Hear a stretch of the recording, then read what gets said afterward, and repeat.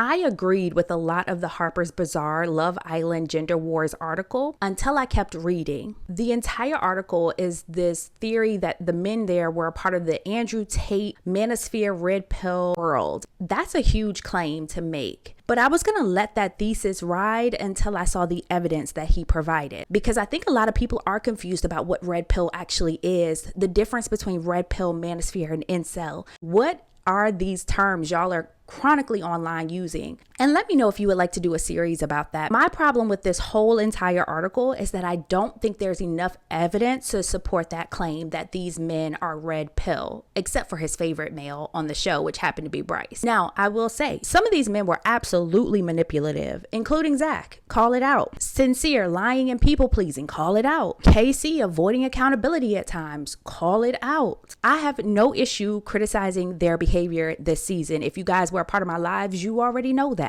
But I've always said, be able to communicate clearly, concisely, and provide evidence for any claims that you're making about these people on my lives. And I expect authors to do the same. When an author makes a bold claim, it is our job to decide if the evidence actually supports that claim. Turning individual behaviors into evidence of an entire ideology, it's hard to prove something like that. KC talking about not being picked became incel victim logic. Sincere thanking Melanie for being patient and using the word resilient became misogyny.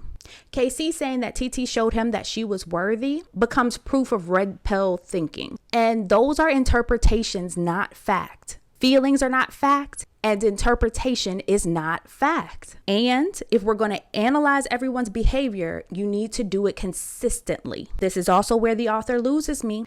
I noticed that when he spoke about Kinsey, he stated she entertained 2 men, but she took accountability. Meanwhile, the men on the show got accused of using Andrew Tate manosphere and MRA rhetoric. How is that balanced as a take? And we're not holding them both to the same standard. Then Bryce becomes this whole platonic ideal of masculinity. It's giving he's the savior of this season, but okay. I just want people to use the same level of nuance for everyone when they speak about them. You don't have to defend anybody's bad behavior, but I do want you guys to be able to think critically when you're reading these articles to say, is that a leading statement or a leading question to get me to feel a certain way about certain cast members? And why isn't everyone being held to that same standard? Because bad behavior does not automatically equate to red pill ideology. Sometimes people are just insecure, manipulative, liars. And sometimes people have unresolved trauma that shows up in their relationships. And all of those things deserve accountability. But none of them are proof of a whole belief system that this author was claiming they have. That's why this article from Harper's Bazaar didn't land for me. Yes, there are gender wars, but the conclusion wasn't supported by the evidence provided.